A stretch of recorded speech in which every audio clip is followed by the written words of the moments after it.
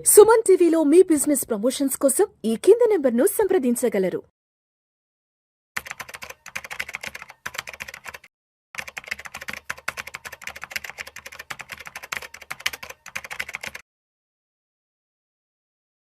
Suman TV ప్రేక్షకులకు స్వాగతం. నేను doctor Anil Kumar Bachchu, certified financial planar.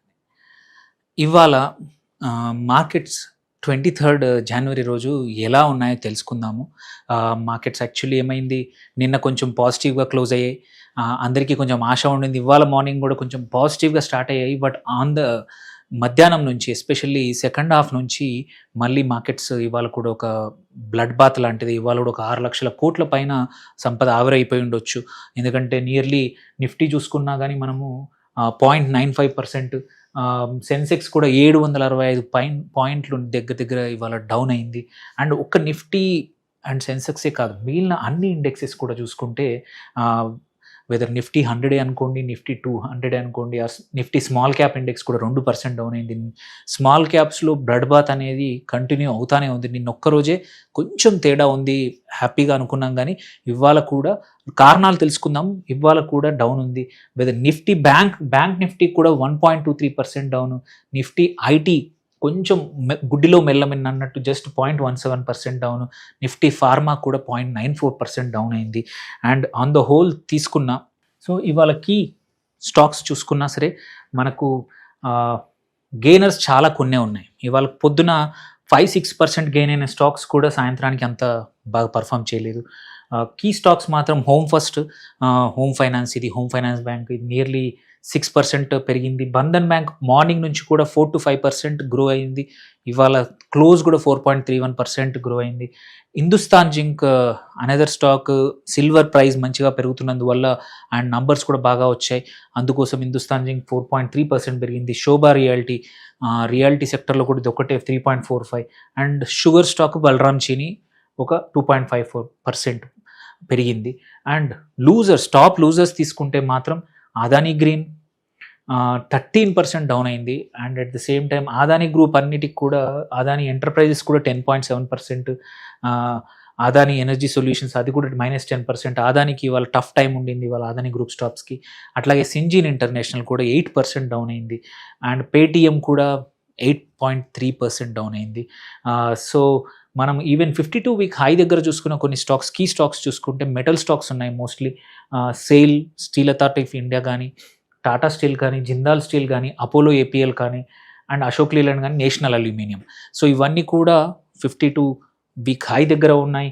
And important thing, ఎందుకు కారణాలు వెతికితే ఇవాళ మనం కారణాలు చూసుకుంటే ఎందుకు మార్కెట్ ఇంత పడిపోయింది అంటే మాత్రం ఫస్ట్ థింగ్, పర్సిస్టెంట్గా పొలిటికల్గా ప్రెషర్స్ అయితే తగ్గలేదు. నిన్న అనుకున్నారు ఏది గ్రీన్లాండ్ మీద ఒక అగ్రిమెంట్ అయిందని, బట్ యాక్చువల్లీ క్లారిటీ లేదు.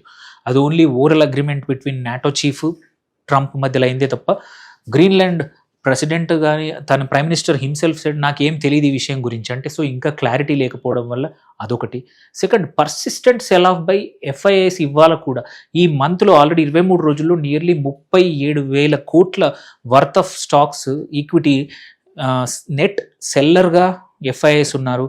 సో ఎఫ్ఐఐ సెల్ ఆఫ్ అనేది ఇంకా కంటిన్యూ అవుతుంది. డొమెస్టిక్ ఎంత కొన్నా మనం కాపాడలేకపోతున్నాం. Only we are able to hold 25,000 తప్పించి నిఫ్టీలో. బియాండ్ ముందుకు వెళ్ళాలంటే ఎఫ్ఐఐ సెల్లింగ్ వల్ల ప్రెషర్తో కిందికి వస్తూ ఉంది.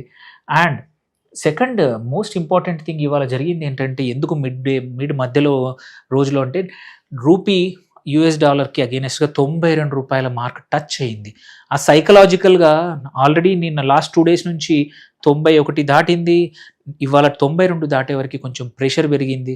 అండ్ సో దీనివల్ల కూడా ఈ ఇయర్ ఆల్రెడీ నియర్లీ 2%, 23 రోజుల్లో ఆల్రెడీ రూపీ 2% డిక్లైన్ అయింది. లాస్ట్ ఇయర్ 5% డిక్లైన్ అయింది. ఈ ఇయర్ ఆల్రెడీ 23 డేస్లో 2% డిక్లైన్ అయింది. దానివల్ల కూడా మార్కెట్ సెంటిమెంట్ అనేది కొంచెం డిస్టర్బ్ అయింది ఇవాళ. And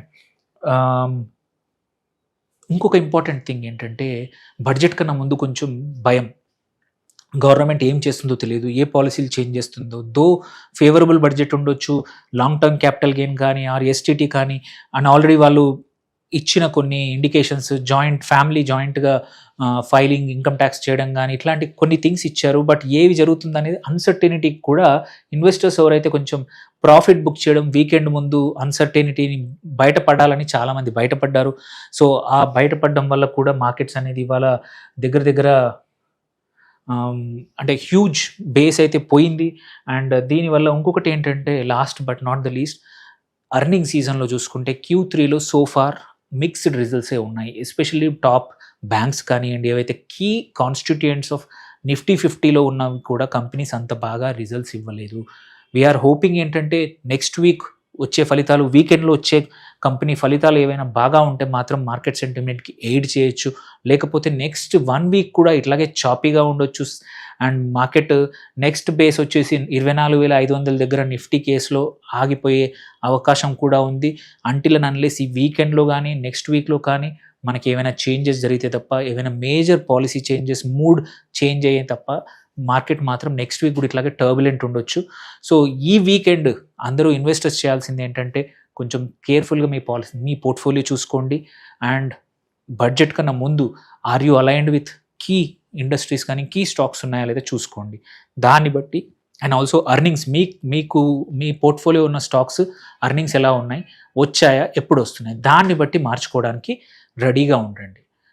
so on the whole నిన్న తప్ప గురువారం తప్ప మిగిలిన 4 రోజులు మైనస్లో ఉండింది మార్కెట్స్. ఇవాళ కూడా ఇంకా నెగిటివ్గా వెళ్ళిపోయింది 25. ఓన్లీ హోప్ ఏంటంటే ఓన్లీ మంచి జరిగింది ఏంటంటే 25,000 మాత్రం కాపాడగలిగాం నిఫ్టీలో.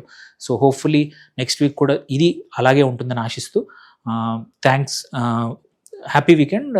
హోప్ఫుల్లీ మంచిగా నెక్స్ట్ వీక్ బాగా పర్ఫామ్ చేస్తుందని ఆశిస్తున్నామండి.